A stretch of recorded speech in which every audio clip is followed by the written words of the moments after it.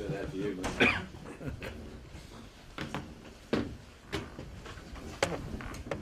How are you doing, Mark? Huh? You well? I'm well, are you well? Very well. Good. Is everyone turning over? Mark, obviously a short turnaround between games. First of all, how's everyone shaping up after the weekend? Well, we're just in a period where we seem to be picking up injuries at the moment. The weekend, Stevie Ireland picked up a hamstring, so he won't be available.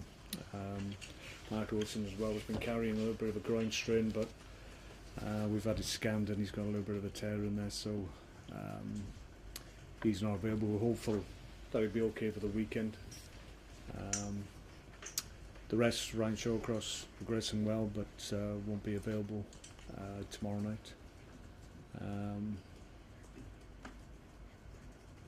Unless I've missed a few. Eric Peters has been training, won't be available tomorrow night. We're hopeful we'll get a few more training sessions into him, and might be a little bit soon for him at the weekend, but hopefully Villa away a week on Saturday might be a chance. Would it be fair to suggest the squad is being stretched at the moment, or is that overemphasising? A little bit. I think you can't legislate for every injury that you pick up, and if you get one or two in the same position, then obviously the depth of your squad gets tested somewhat. But I have to say,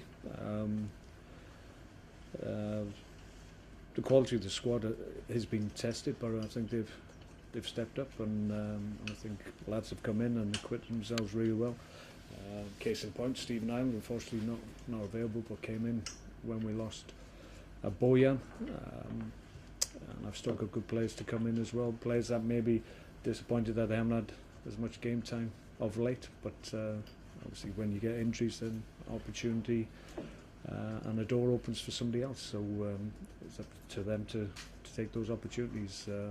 The squad is strong enough, I feel. We'll get through this period.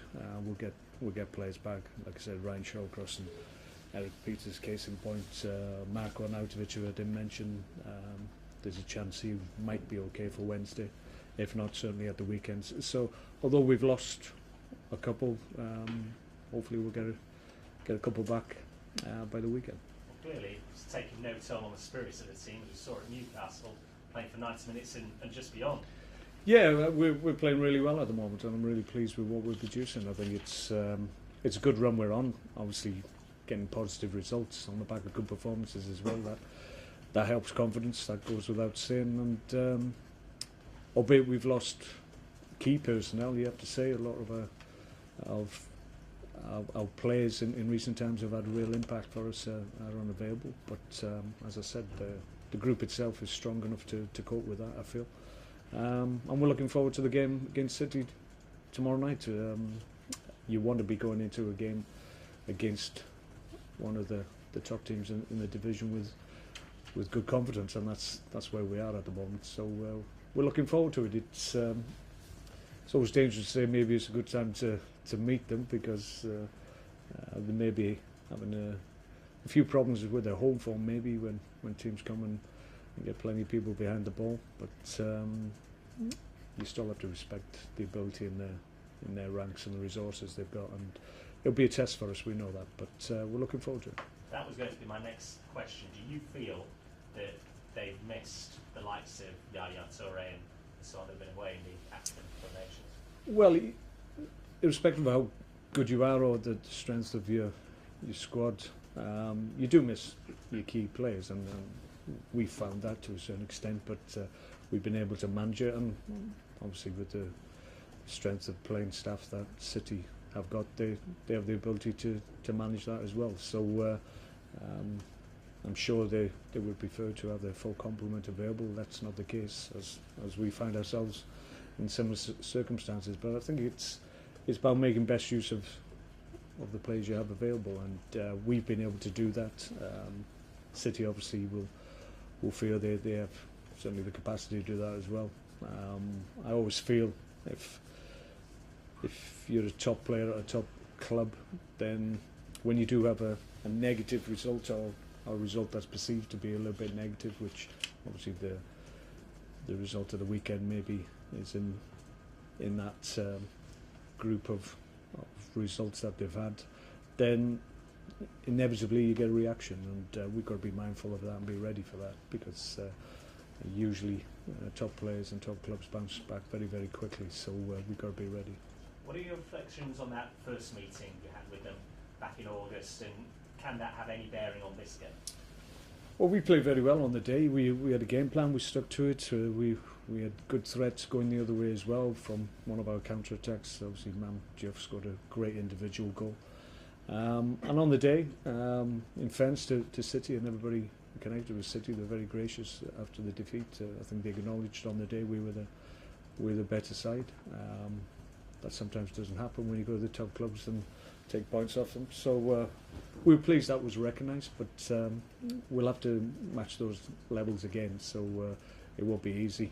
We're the home side, and on occasions we may be a little bit open just because of our willingness to get forward, and they have good players to capitalise on any opportunities you give them. So we've got to be nice and solid as we always try to be, but certainly we want to take the game to City if we can.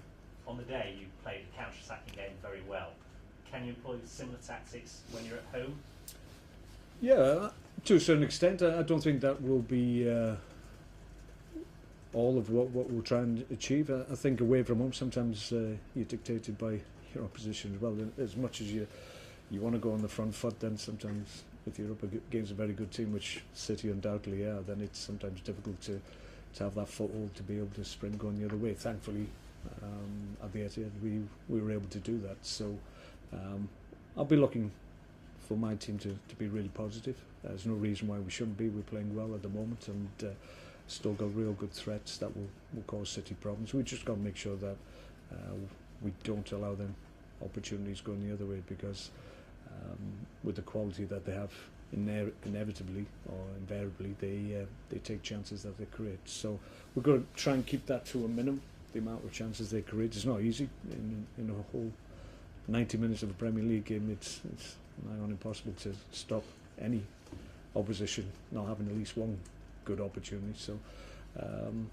we just need to play very well. If we play as well as we have been doing, and have the confidence in what we're trying to do, and we display that, then we'll be fine. And just finally, I know towards the end of last month you indicated a bit of willingness to discuss your contract situation here with the board. What's the latest on that? Yeah, we've had further discussions. Haven't really got down to the real detail of it, but they're ongoing. I think there's a willingness from both sides to get something done, hopefully sooner rather than later, certainly from my point of view. So yeah, it's progressing, it's going well. Good luck tomorrow. Thank you. Mark, earlier in the season we talked about your team being a bit inconsistent. You'd win a game then maybe lose a game, but since Christmas, since the new year, you've had a bit more of a steely determination and ground out the results. How pleasing is that for you that your team seems to be a bit more resilient? Yeah, very pleased. I think we had a problem, probably what you're alluding to, is that we found it difficult to get back-to-back wins, and that took us an age to do that. But I think in terms of our levels of performance, I think they've been consistent, and that's obviously followed with good results and obviously points on the board. So we're happy where we are at the moment. We're ahead of obviously the total we had at a similar time last year, which was important, and we want to be seen to continue to progress in the right way. So it's a good camp at the moment. We're happy with how we're performing. We're happy with the amount of points we're getting on the board, and we still feel there's good opportunities from now to the end of the season for us to really add to the total that we have at the moment. So everything's really positive. We need to keep on and continue in the same vein. Obviously keep this run going if we can. It'll be difficult with the quality of the teams we'll go up against from now to the end of the year, but if you're playing with confidence, then it makes that task a little bit easier.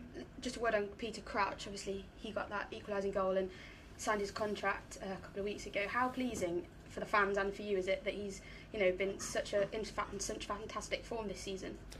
I think everybody connected with the club and football people in general. I think Peter's one of those guys, even away from the football arena. He's one of those that endears, one of those characters that endears himself to people. He's a great guy, a fantastic football player, as his goal at the weekend proved once again. So we're delighted that he's committed his future here. It's something that everybody wanted to happen, and we're delighted that he's going to be with us for at least a couple more seasons, because he's a big part of what we do here.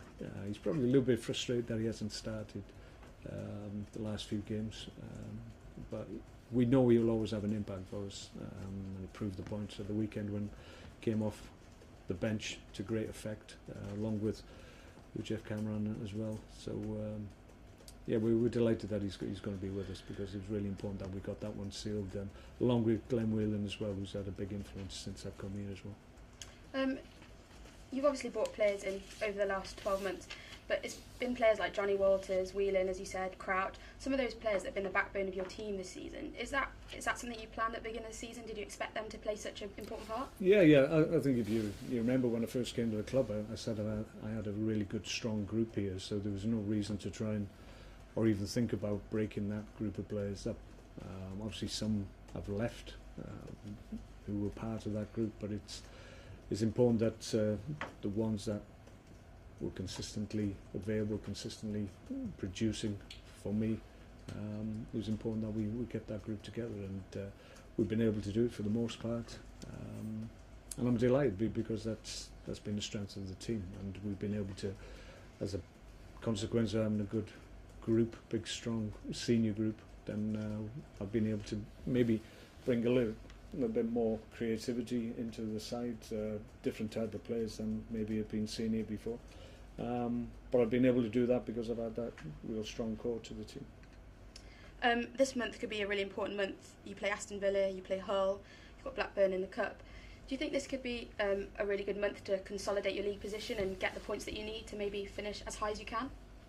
Yeah, I think so. I think if you look at the past month and over the Christmas period, we just come through a really tough period given the quality of the opposition, and we had a really good period during that time where we picked up a good number of points and hit at the targets that we'd set ourselves. So now on paper it looks slightly easy. It's not easy in the Premier League, as we know, but it could be a period where we can really, as you say, consolidate where we are at the moment and really kick on. We're excited by what's ahead of us. We're not going to obviously get to a point around the 40-point mark and then just ease off and think that's it for the season. That's not what we're about. It certainly wasn't what we did last year, and we have no intention of doing it this year. Hold up. Cheers, man. Okay.